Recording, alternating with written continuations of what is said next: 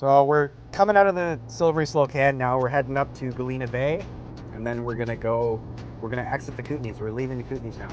Just for anybody, if you don't want to drive a lot of shelves, like if you don't want to drive on the side of the edge, depending if which way you're going, north, south, like for example, we're heading up the east side of the lake, going north.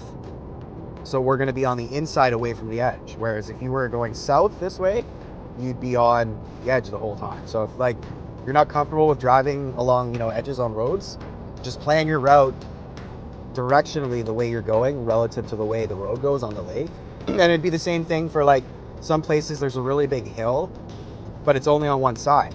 So if you're not comfortable with brakes, or you don't want to go down a big hill and potentially ruin your brakes or something, you can drive up it, and then you don't have to worry about braking, right? So it's just a little extra planning can go a long way and save you a lot of stress.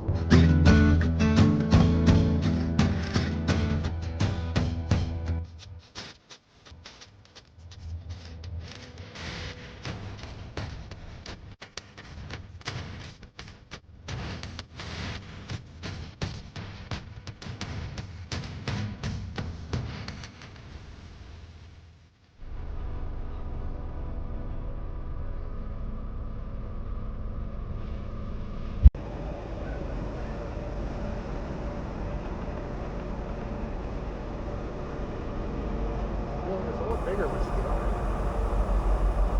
Well, it's a pretty big ferry.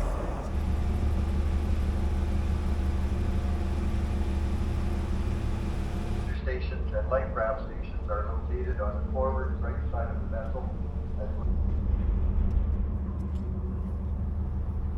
Gotta love boats though, eh? Boats are fun. Who doesn't like taking a boat? Pretty necessary too. This is how all the transport was done back in the day.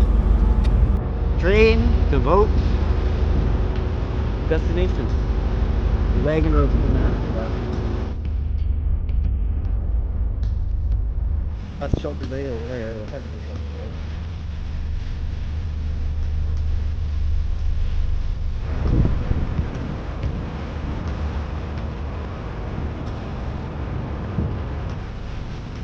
Lower Arrow Lake's down there. It's kind of like it's a homogeneous lake, but they're made into two different ones, upper and lower. The upper portion, the lower portion is down there. You can ride that all the way to Castle Guard.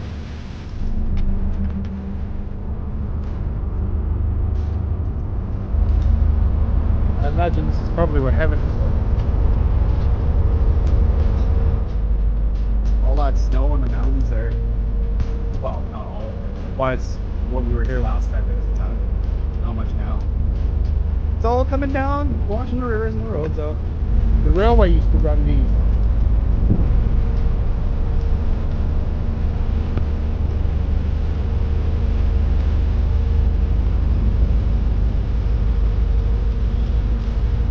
Shelter Bay, here we come. So this is Shelter Bay, and that's Galena Bay. And I should specify, the ferry takes an hour to complete its circuit. So we got the 4:30 ferry, and the next sailing on the Galena Bay side is 5:30. And then on this side, it's on the hour. But it takes an hour. So if you're gonna take this ferry, you might wanna just time it right, so you can kind of get, early enough, but not too early. You don't be sitting too long, but I usually like 30 minutes before, because then it gives me enough time to kind of get a nice space in line, so I don't have to wait for the next one, because they can only take a certain amount of cars, and so if you don't have enough space, they can't take it, right? Or if they don't have enough space, they can't take it. So just make sure if you are going to take it and you don't want to sit here for 2 hours, that you kind of plan it. You can always stop in Revelstoke, get a coffee, or we got lunch at the Cusp. We timed it so that we'd be here for 4, Galena Bay for 4, so we could get the 4:30 ferry.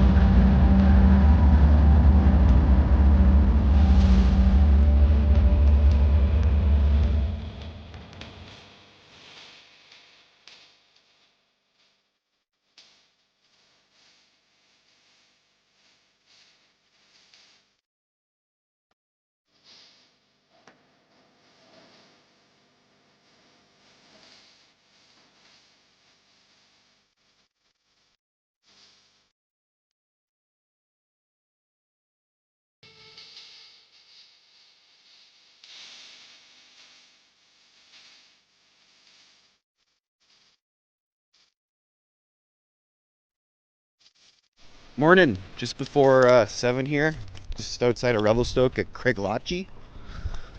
It's a pretty historic area. This is where the last spike was driven for the railroad that connected BC to the rest of Canada. So you come over here, there'll be a little sign where they pounded the last spike in. Craigellachie is a Scottish name. It's named after the president at the time. Scottish, so kind of an homage to that. But you can see there's a little plaque over here. Yep, here we go. It's the last spike right here. The sign for it.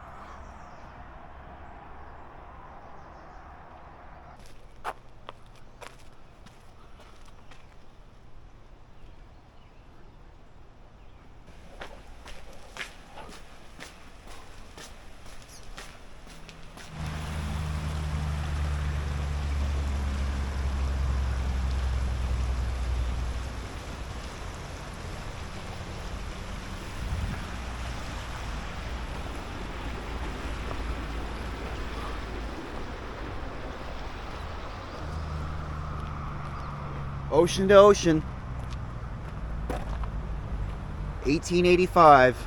Canadian Pacific Railway, November 7th, 1885. This is where it happened. This is where the railway was connected. Last spike. Somewhere over there. Pretty cool, this little monument though. All these little facts on here. This is where it completed. This was the place that it finished.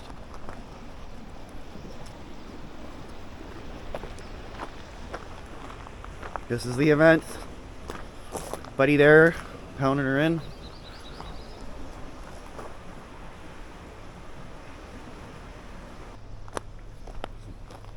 Track.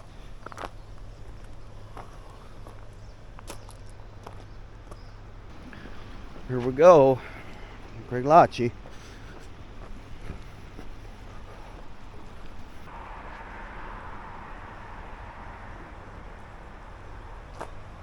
Closed for the season right now, but that'll change next week.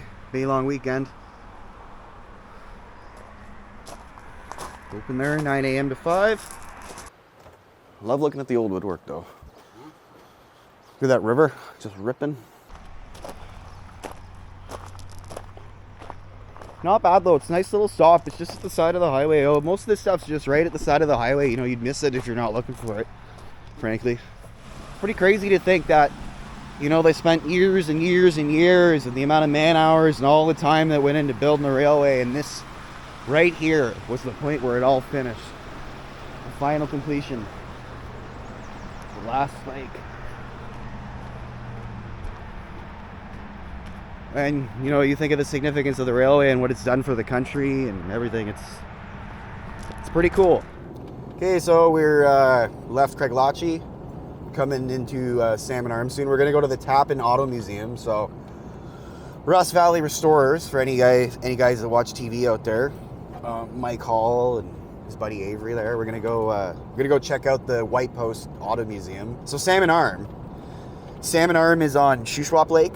It was used for the stern wheelers as well. So you'd go from Adams Lake to Shuswap Lake by stern wheeler, and they had a bunch of arms, they would call it. So Seymour Arm, which was it's kind of up in the bush, just a little bit north of Salmon Arm. That was a stopping off point into the Big Bend Gold Rush. Revelstoke was the center of the Big Bend Gold Rush. So you can go around that highway that we took to go see the dam. You could take that highway, or you could back in the day, all the way around to Golden, and that was the original highway, and it was called the Big Bend Highway. Salmon Arm and Shuswap Lake and Seymour Arm, that was a huge stopping off point for people coming from Kamloops and Caribou to go into the Big Bend Goldfields at Revelstoke. And they'd also come down from Tétéjune Cache and Valmont and stuff up north. Salmon Arm was it's kind of a really nice town. It's just like 12,000 people. Cottagey country. Shuswap Lake is known for a lot of cottages. People take their boats and go hang out. It's a nice place to go for a weekend, you know. It's only 4 or 5 hours away from Vancouver, so you're not really driving very much at all, you know. You can leave in the morning, you get there for get there for lunchtime, right? And then you go boating all day and sit on the lake and drink beer. So it's not too bad. That's a lumberyard.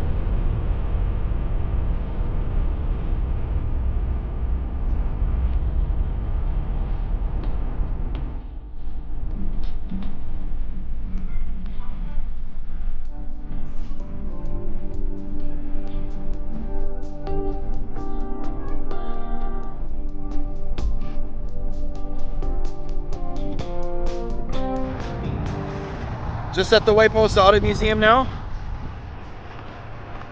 Lots of old cars here. If you like cars and automotive guys, racing people, you know, anything like that. Really, really cool. Lots and lots of assortment of everything here. Swap meet, May 13th. We missed that, but they had a garage sale here a couple days ago. It's closed now, but it's open. It's open a little bit later. What are the hours here? Let's see.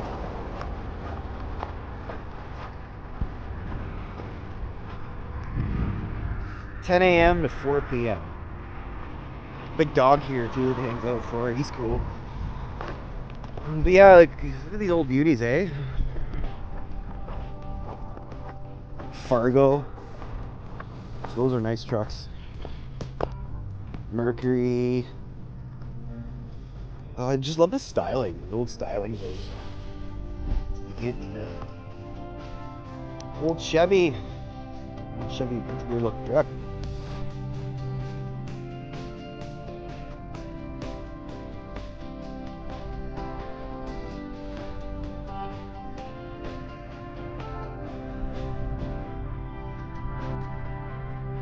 And there's a little exhibit in the back too. There's a back area you can go.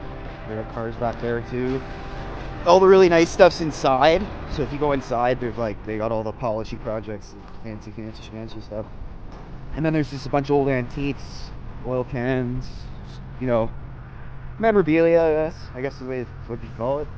And Rust Valley Restorers is shot here. You might recognize it on TV. You can do the pan. But this is where the TV show shot. We're driving what would have been that proposed canal system. So you'd go from Savona over to Kamloops, Kamloops over to Salmon Arm, and then Salmon Arm over to Revelstoke or down into the Okanagan, depending on your destination of choice. This road we're following is the route that the canals would have been proposed. So you would have followed the lakes, and then there would have been a landing at each lake, and then we didn't take it, but if you went past Sycamoose and you went down to Vernon, into the Okanagan, like Gridrod and Enderby, the canal system was supposed to end in Enderby, and then it would get you, or like that's where it was kind of, and then it would get you to the Okanagan. Okay, Barnhartville Road. So it was initially called Campbell Creek, and it was, you know, the guy Campbell found it at a pioneer. He discovered it. So, but Peter Barnhart was a conductor. He was the first conductor for the CPR train that went through Kamloops, and he bought a post office there in 1918 or somewhere around there, and he changed the name to Barnhartville. You know, I guess he thought because he was the first conductor to go through Kamloops with a train that, you know, he deserved to name the town after himself. So he named it Barnhartville, and it's been named that ever since. So, and this is a good way to skip Kamloops. So if you don't want to deal with the traffic and, you know, the whole fiasco of being in a big city like Kamloops, as you're coming down through like Monty Creek, Pritchard kind of area, you just come off the highway and take this little canyon road. It's about 5-6 kilometers, and you go right past Kamloops, and it's actually like substantially shorter amount of time, but the fact that it's like a bush road makes it kind of, you know, Google doesn't like to take people on bush roads, so it tends to take you the highway, right? But you enter in a little bit of couple weird little stops, and it'll get you to this route. 5A, heading towards Princeton now. We're gonna stop at Merritt, get some coffee, you know, lunch maybe, and then we're gonna get the 5A. Yeah, but you can see 5A. We just finished Campbell Creek Road out of Barnhartville now. So, and actually this road was before the Hope Princeton Highway was in commission. If you wanted to get to Princeton, you'd have to go up from Vancouver. You'd have to go up to Merritt and then come down the 5A and take the 5A to Princeton, because the Hope Princeton Highway didn't exist. So this route here that we're taking, this was the wagon route. The wagon road from Merritt to Princeton before the Hope Princeton Highway existed. And 5A, before the Craigellachie was built in the 80s, this was the highway to get to Kamloops. We took the 5A. So it's nice to have the Craigellachie now, and we got the 5A, so we got two. So big winner for roads.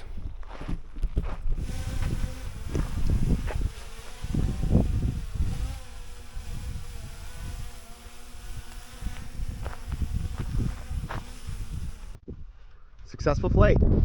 So we're just about to come into Merritt. Almost done the first portion of the 5A. You take the 5A from Kamloops to Merritt, and then you got to go into Merritt and then join it again to get to Princeton. But you can see, if you look to your right, that's the Coke.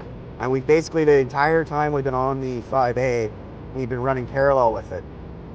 Coke goes way up through the mountains, and we kind of run more along the Highland foothill kind of plains area.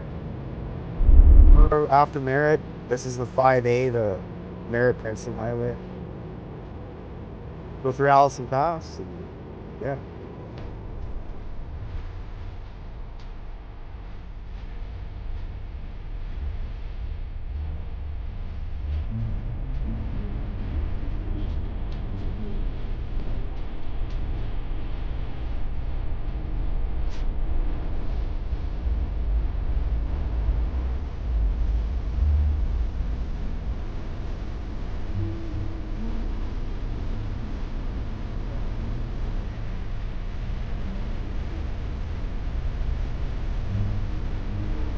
See how that current is pushing all of it in here, and it's swirling. There's eddy currents. It's swirling around in here. So all the gold's going to be deposited